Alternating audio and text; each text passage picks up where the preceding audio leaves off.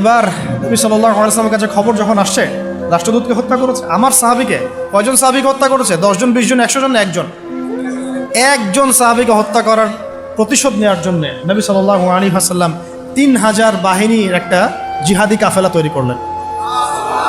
3000 বাহিনী কাফেলায় তিনি নিজে নেতৃত্ব না দিয়ে বললেন যে এই কাফেলার নেতৃত্ব দিবে আমার প্রিয় ভাজন, তাকে তার পালক পুত্র বলা হতো এক সময়, যায়েদ ইবনে হারেসা রাদিয়াল্লাহু আনহু।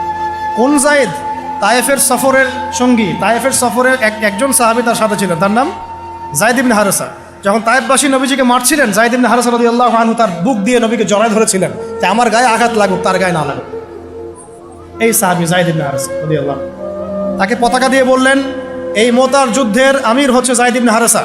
যদি যায়েদ ইবনে হারেসা শহীদ হয় তাহলে পতাকা বহন করবে জাফর ইবনে আবি তালেব, আমার চাচাতো ভাই। কোন জাফর? যিনি আবিসিনিয়ায় গিয়েছিলেন মুসলিমদেরকে নিয়ে হিজরত করতে, মনে আছে? যিনি বাদশাহ নাজাশির সামনে কুরআন তেলাওয়াত করার, সূরা মারিয়াম তেলাওয়াত করার কারণে বাদশাহ নাজাশির চোখ দিয়ে দরদর করে পানি পড়তে শুরু করেছে। ওই বাদশাহ নাজাশিও পরে ইসলাম কবুল করেছে, আলহামদুলিল্লাহ। জাফর রাদিয়াল্লাহু আনহু পতাকা বহন করবে যদি যায়েদ ইবনে হারেসা শহীদ হয়। এরপরে যদি জাফরও শহীদ হয়, পতাকা বহন করবে আমার আরেক প্রিয় ভাজন সাহাবী আব্দুল্লাহ বিন রওয়াহা রাদিয়াল্লাহু আনহু।